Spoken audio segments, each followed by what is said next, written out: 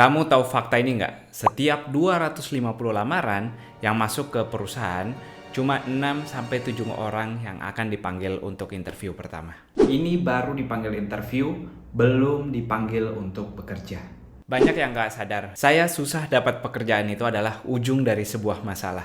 Kalau kita runut ke belakang, banyak yang nggak sadar masalah utamanya adalah kita tidak dipanggil untuk wawancara pertama.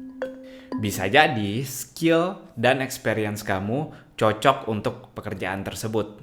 Tapi kalau sejak awal lamaran kamu tidak dilirik oleh perusahaannya, maka kamu tidak akan dapat kesempatan untuk membuktikannya di wawancara tersebut.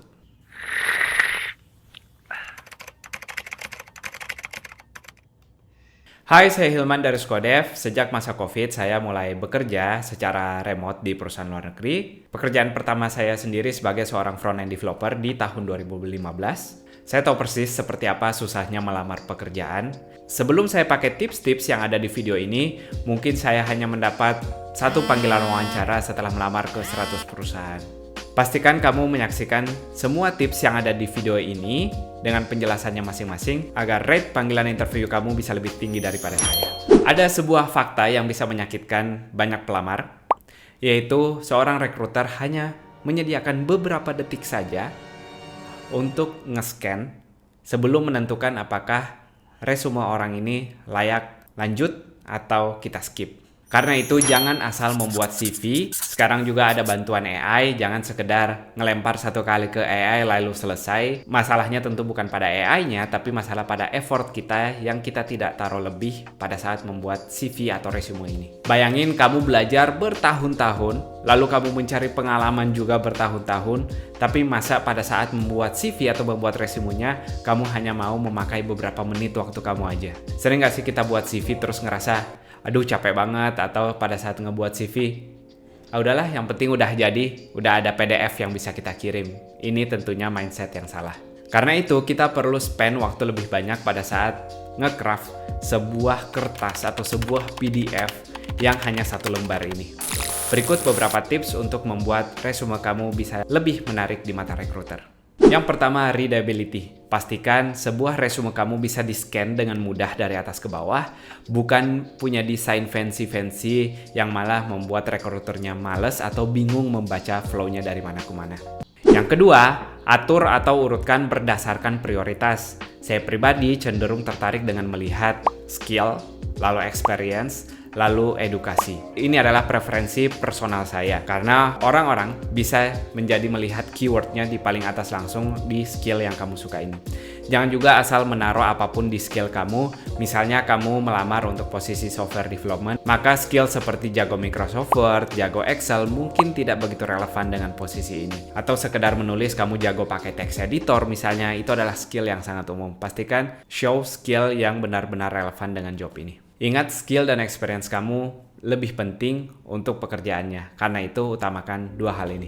Tips ketiga dari saya yaitu seleksi dan hapus. Jangan berpikir semakin panjang CV yang kita punya maka akan semakin baik. Usahakan CV kita hanya satu halaman aja, tidak beberapa halaman. Kecuali memang pengalaman kamu sudah sangat banyak atau portofolio yang kamu share di sana sangat banyak, bisa jadi dia menjadi lebih dari satu halaman. Kita nggak perlu menceritakan semua urutan kehidupan kita yang tidak relevan dengan pekerjaannya nanti. Yang keempat, jangan sampai rekruter ngelihat CV kamu lalu ngelihat, terus kenapa? Itu adalah poin di mana seorang rekruternya akan pindah nge-scan CV berikutnya atau ngelihat ratusan kandidat lain di belakang kamu. Pada saat nulis experience, sertakan 1 atau 2 kalimat apa yang kamu kerjakan di role sebelumnya yang relevan dengan job description yang ada di pekerjaan yang kamu lamar sekarang. Misalnya, kamu seorang software engineer, kamu ngelihat di job desk-nya sangat dipentingkan untuk testing automation-nya, maka kamu harus ceritakan bagaimana pengalaman kamu melakukan testing sehingga rekruternya bisa ngelihat, oh dia membaca job desk-nya dengan baik dan dia ngelihat relevansi antara pekerjaan dia sebelumnya dan pekerjaan yang sekarang.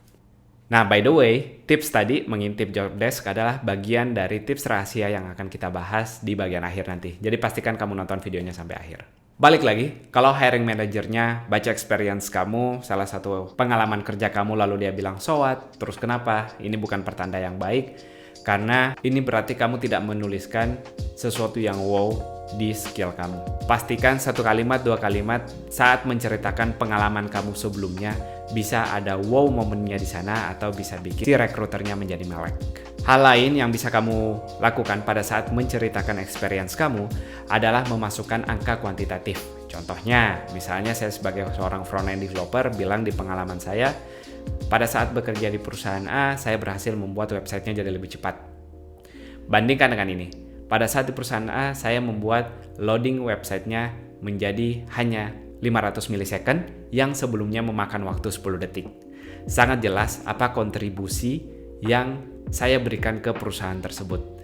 Ini menjadi juga bukti atau proof apa yang sudah kamu lakukan di role sebelumnya. Masih di tips membuat CV, di tips yang kelima ini sama seperti menulis sebuah artikel atau menulis sebuah skripsi, kita nggak akan langsung jadi di lemparan pertama kita. Begitu juga dengan CV, selalu pasang mindset kalau ini harus kita edit lagi, harus kita revisi lagi. Jangan hanya satu kali bikin lalu jadi, tapi kita harus visit lagi setelah kita tinggalkan beberapa lama, kita intip lagi. Oh ya, ini yang bisa diimprove, ini yang bisa saya masukkan. Jangan satu kali jadi langsung mau kirim. Jadi berikan waktu setelah kamu selesai membuat CV-nya untuk kamu revisit lagi dan melakukan edit untuk mendapatkan input. Nyambung dengan tips sebelumnya, tips yang terakhir ini dalam memperbaiki CV kamu adalah meminta bantuan orang lain. Bisa jadi orangnya ada di sekitar kamu, keluarga kamu, atau teman-teman kamu yang ada di dunia online. Kamu bisa mengirimkan contoh CV kamu dan minta mereka memberikan input apa yang bisa kamu perbaiki dari CV kamu tersebut. Di awal bahas seputar kontribusi AI, sekarang juga banyak AI yang bisa membantu memberikan input untuk resume kamu, tapi ingat kamu harus melakukan poin-poin yang sebelumnya saya bahas sebelum kamu melempar CV kamu ke si AI-nya, karena AI hanya sekedar bisa menganalisa dari CV kamu sendiri, tapi dia nggak tahu apa pengalaman-pengalaman kamu sebelumnya, apa yang sudah kamu lakukan sebelumnya. Itu semua hanya kamu yang tahu dan hanya kamu yang harus membuat draft pertamanya. Karena punya perspektif lain, bisa bantu kamu cari kesalahan dan poin-poin yang bisa diimprove. Itu untuk tips membuat resumenya. Ada banyak sekali tips-tips dari para ahli untuk membuat resume yang lebih baik. Jadi pastikan kamu mencari referensi lain bukan sekedar dari video ini saja. Nah, apakah kamu pikir membuat resume atau CV yang bagus saja udah cukup? Sayangnya tidak. Kita akan lanjut cara kedua untuk memperbesar kesempatan kamu mendapat interview pertama.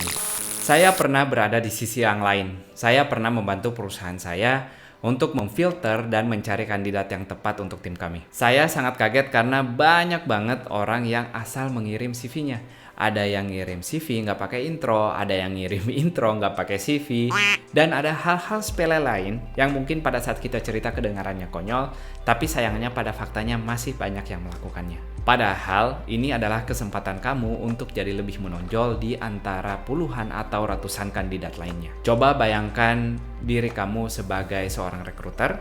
Ada banyak nih CV yang masuk. Kurang lebih semua CV-nya sama, semuanya template. Bagaimana mungkin kamu bisa terlihat unggul dibanding yang lain? Nah, salah satu cara untuk bikin kamu lebih unggul dari kandidat yang lain adalah mengirimkan motivation letter atau cover letter.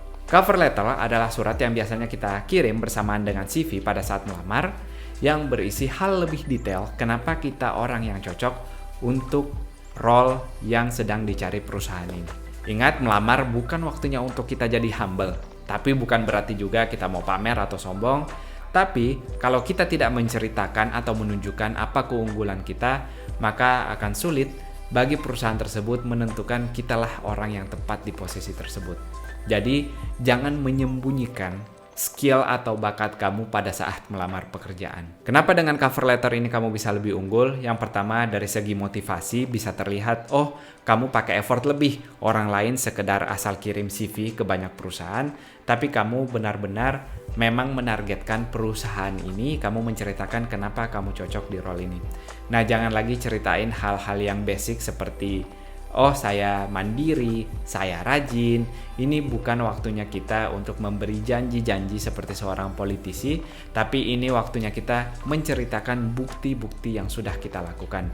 Itu cara kita bisa menonjol dibanding kandidat yang lainnya. Ceritakan kenapa kamu penting, kenapa kamu tertarik dengan perusahaan ini. Nah, tapi ada yang bilang, tapi sebenarnya saya nggak tertarik banget dengan perusahaan ini. Memang tidak semua orang melamar dan akan bekerja di perusahaan yang dia idam-idamkan. Tapi sebenarnya kalau kamu melihat ini dari perspektif yang lain, bisa menjadi salah satu keunggulan kamu. Nah, lebih jauh nanti kita akan bahas tips ini di bagian akhir. Udah tahu belum? Banyak orang yang tertolak lamarannya bukan karena ditolak oleh manusia, tapi karena sebuah mesin atau sebuah program. Kemungkinan besar jika kamu melamar ke sebuah perusahaan besar, mereka akan menggunakan sistem ATS atau Application Tracking System, di mana ini mempermudah untuk perusahaannya mulai dari menerima lamaran dan juga memfilternya nanti. Nah, yang menjadi dalam tanda kutip masalah untuk seorang pelamar adalah seringkali apa yang dia submit, dia bentuknya seperti form, apa yang disubmit di form tersebut belum tentu sampai ke recruiter, tapi bisa jadi sudah tertolak duluan karena tidak berhasil mencapai kriteria tertentu. Nah, tentu si ATS ini sangat berguna dari perspektif si perusahaan karena akan membantu memfilter ratusan atau ribuan lamaran yang masuk setiap harinya. Tapi di sisi lain, saya ngelihat kesempatan ini cara kamu untuk stand out dari kandidat lain, di mana kamu tugasnya adalah mencari email orang yang akan melihat CV kamu. Tips ini bisa sangat beragam, tergantung situasinya dan tergantung perusahaan yang kamu lamar. Bisa jadi kamu mengirim langsung ke CEO-nya, bisa jadi kamu mengirim ke CTO-nya, bisa jadi kamu mengirim langsung ke rekruternya. Tapi email yang kamu buat dan kirim secara personal, tentu kemungkinan untuk dibacanya akan jauh lebih besar dibanding kamu sekedar submit form sama seperti kandidat yang lain. Nah, harus berhati-hati ketika memang perusahaannya menyarankan atau merekomendasikan untuk kita mengisi form di link tertentu. Kita harus mention ini. Ini membuktikan kalau kita aware dengan hal tersebut, kita membaca dengan detail, bukan asal mengirim aja. Kita bisa tulis di emailnya, saya sudah membaca proses rekrutmennya, harusnya mengisi form ini, tapi saya merasa saya adalah kandidat yang sangat tepat dengan posisi ini. Karena itu saya memilih untuk mengirim email. Tips itu tadi menghindari kita untuk tim rekruter mencap kita sebagai seorang yang malas baca atau tidak mengikuti prosedur. Jadi sertakan alasan kenapa kita mengirim email personal ini. Atau at least, walaupun teman-teman submit formnya, pastikan teman-teman mengisi formnya dengan detail seperti kalau ada pada alasan kenapa kamu melamar perusahaan, meskipun kolomnya opsional, pastikan teman-teman punya alasan untuk itu. Kalau ada kesempatan untuk mengirim video, maka rekam video kamu dan jelaskan kenapa kamu tertarik dan silahkan attach videonya di sana. Jadi selalu taruh effort lebih dibanding kandidat lain yang bisa bikin kamu lebih unggul. Ingat tips tadi, kita disarankan untuk mengirim cover letter, pastikan kamu juga mengirim cover letter, bukan sekedar CV di formnya, kalau harus pakai ATS. Nah, balik lagi dengan mengirim email, jangan sampai kita mengirim emailnya terlalu pendek atau terlalu panjang. Yang pertama, masalah terlalu pendek. Kita udah mengambil waktu orang untuk membaca emailnya di antara banyak inbox. Jangan sampai kita cuma nulis seperti, tolong baca CV saya, atau saya tertarik ke perusahaan ini, lalu langsung attach CV-nya. Itu sangat-sangat tidak sopan. Kalau kamu memang mau melamar ke role tersebut, buktikan kamu memang tertarik, kamu memang semangat di sini.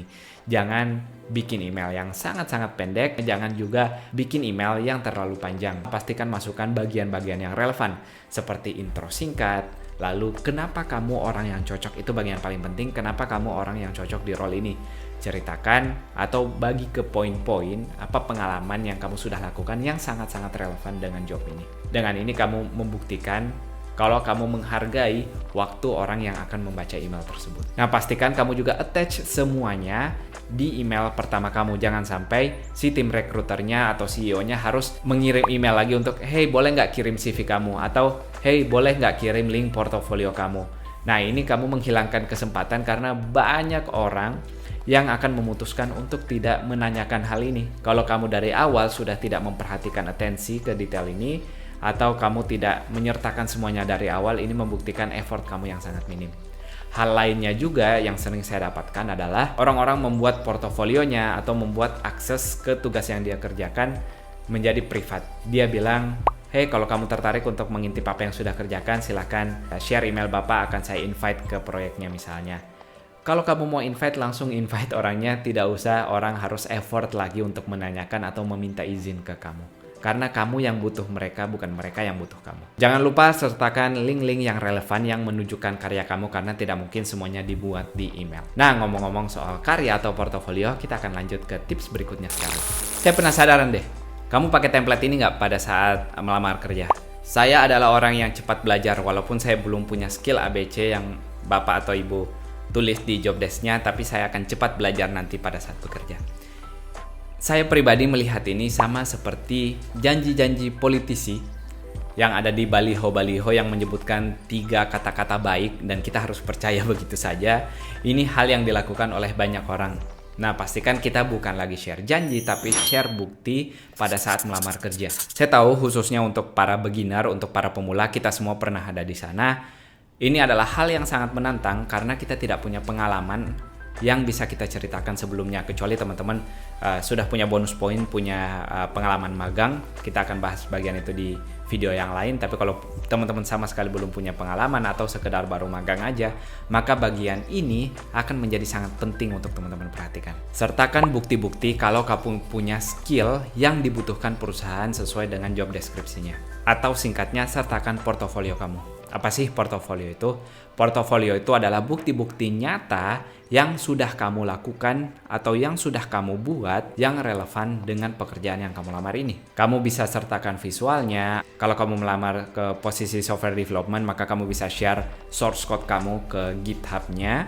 Jangan lagi di private GitHub-nya, karena tim recruiter akan sulit untuk menilai atau membuktikan apakah kamu benar punya skill ini atau sekedar janji-janji aja. Nah, kita masuk ke level tantangan berikutnya. Gimana kalau banyak orang lain yang sudah tahu tips ini, yang banyak yang sudah mengirimkan portofolio? Maka kunci keduanya adalah kamu mengirimkan portofolio yang relevan.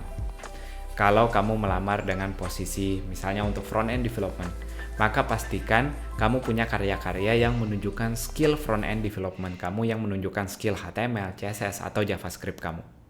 Nah, ini mungkin tidak visible kalau kita melamar ke 100 perusahaan random.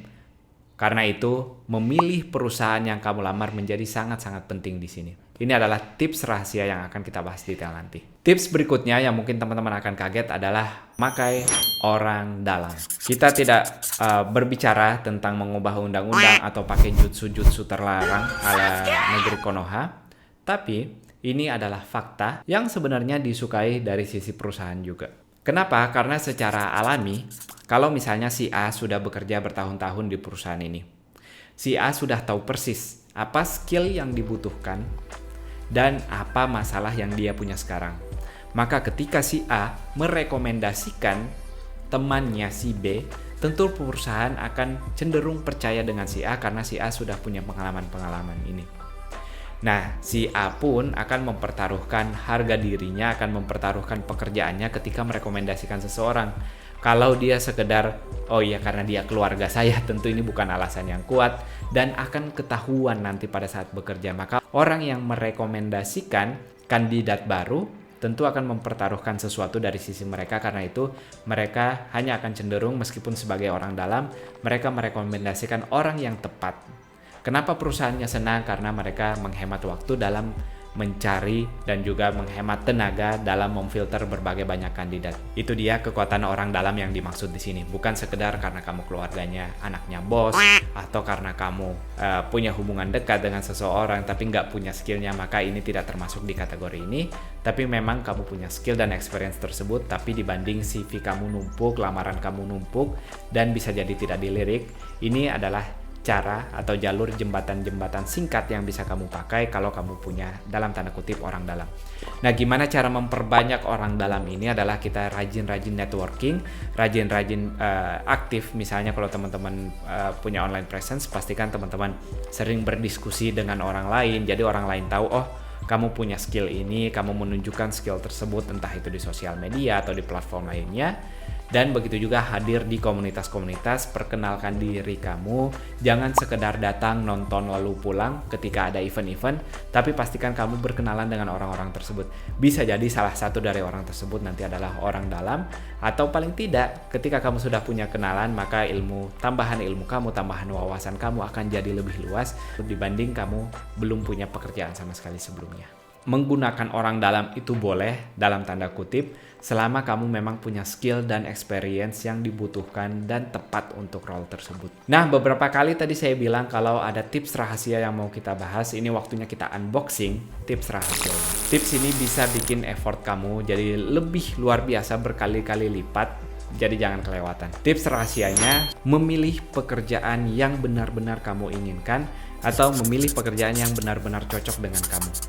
Nah, cocok di sini bisa banyak, bisa jadi faktornya seperti isu atau masalah yang sedang diselesaikan perusahaan ini itu adalah hal yang menarik buat kamu. Itu bisa jadi faktor, bisa jadi misi atau visi perusahaannya, bisa jadi jumlah kompensasinya, bisa jadi kultur perusahaannya. Jadi ada banyak faktor-faktor yang bisa jadi itu memperkuat motivasi kamu untuk bekerja di perusahaan tersebut. Ini yang saya maksud dengan pastikan kamu benar-benar tertarik dengan perusahaannya. Apa sih masalahnya kalau kamu melamar atau apply ke asal perusahaan yang kamu nggak benar-benar tertarik?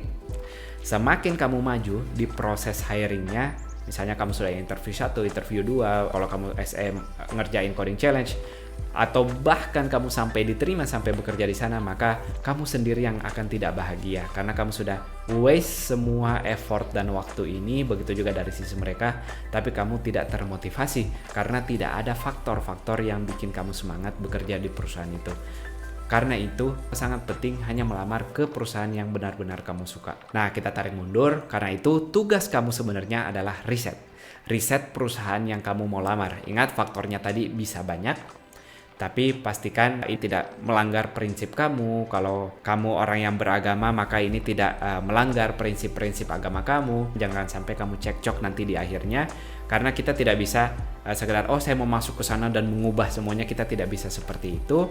Karena itu pastikan teman-teman melihat dengan baik atau meneliti dengan baik, mulai dari kultur perusahaannya, visi misi apa yang dia lakukan. Teman-teman bisa melakukan background check ke CEO-nya misalnya atau foundernya yang saat ini memimpin. Jadi pastikan banyak nilai-nilai.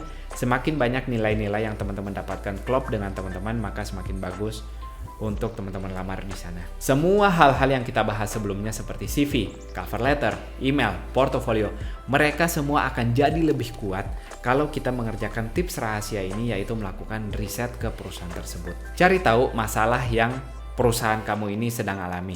Cari tahu apa spesifik harapan mereka yang bisa kamu selesaikan dengan membaca job deskripsinya ini. Sampaikan nanti di CV kamu, di cover letter kamu, di email kamu, bagaimana kamu bisa bantu mereka tackle masalah spesifik tersebut dengan bukti-bukti yang kamu sampaikan, yang hanya bisa kamu lakukan ini semua setelah kamu tahu apa masalah mereka, setelah kamu tahu apa yang sebenarnya mereka cari. Nah, saya mau cerita sedikit, fakta menarik, saya dapat pekerjaan remote pertama saya di luar negeri dengan nge-DM foundernya. Jadi perusahaan ini pasang iklan, kalau mau apply silahkan klik link ini yang harus kita isi.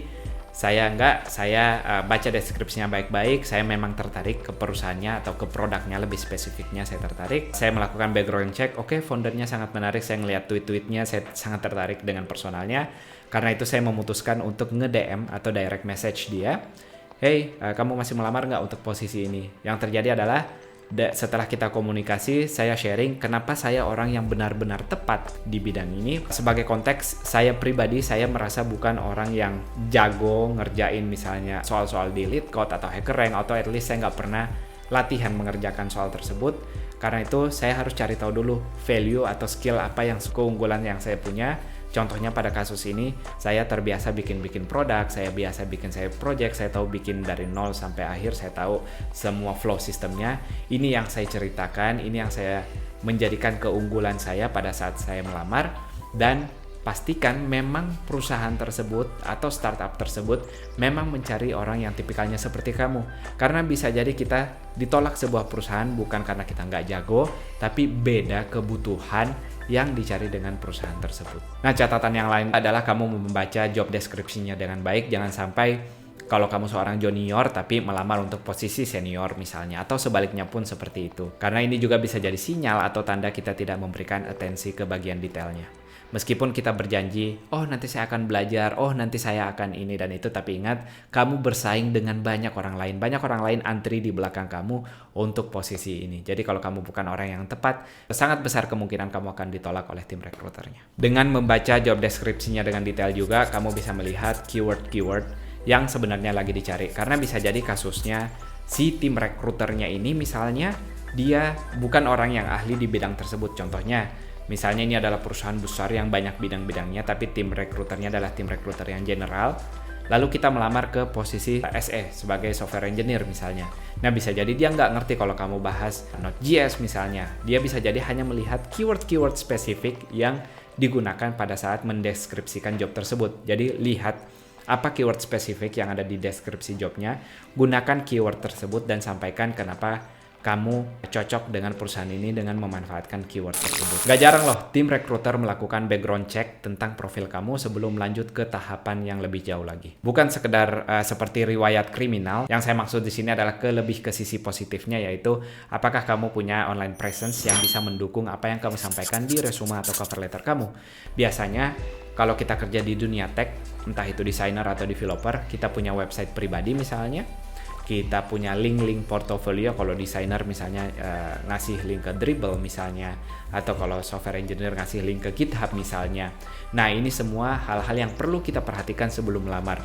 Jadi jangan pada saat kita melamar baru kita mau bilang, oh ya saya perbaiki dulu deh GitHub saya biar ada yang bisa dilihat. Jangan, itu telat. Pastikan kita udah menyiapkan semua online presence kita ini, termasuk misalnya profil LinkedIn yang sekarang menjadi acuan untuk pekerjaan profesional. Nah, kita punya online presence ini yang baik, kita bisa menunjukkan kita aktif dan memang senang membahas isu-isu yang sedang dikerjakan perusahaan tersebut, maka ini bisa jadi bonus kita pada saat si rekruternya melakukan background check. Ini seperti si tim rekruternya menemukan harta karun emas setelah dia berpetualang banyak. Oh, akhirnya dia menemukan orang yang tepat ketika dia tahu, oh memang kita peduli dengan isu apa yang masalah perusahaan ini lakukan, dan kita memang sudah menulis artikel di blog kita sudah membuat video di channel YouTube misalnya seputar isu-isu ini, karena memang kita care dengan isu tersebut dan kita melamar ke perusahaan yang care dengan isu tersebut. Ini dia teman-teman, semoga tips-tips tadi bisa membantu kamu untuk memperbesar kesempatan kamu untuk mendapatkan kesempatan wawancara agar memperkenalkan lebih jauh lagi skill dan pengalaman yang kamu punya ke rekruternya nanti. Nah, untuk kamu yang sudah punya pengalaman sebelumnya mendapatkan pekerjaan, silahkan sharing tips kamu, karena saya yakin ada banyak tips-tips lain di luar sana. Pastikan kamu share ke teman-teman yang lain di kolom komentar sini. Dan untuk kamu yang baru mau mulai melamar, silahkan kalau ada hal-hal lain yang ingin kamu tanyakan. Begitu juga untuk kamu yang sudah mencoba melamar di berbagai perusahaan tapi belum mendapatkan panggilan interview pertama sampai sekarang, silahkan share keluh kesah kamu atau share pertanyaan kamu di kolom komentar. Saya akan baca dan kita mungkin akan bahas di video lainnya. Itu dia teman-teman, semoga bermanfaat dan good luck untuk pencarian pekerjaan kamu. Sampai jumpa di video lainnya. Bye-bye.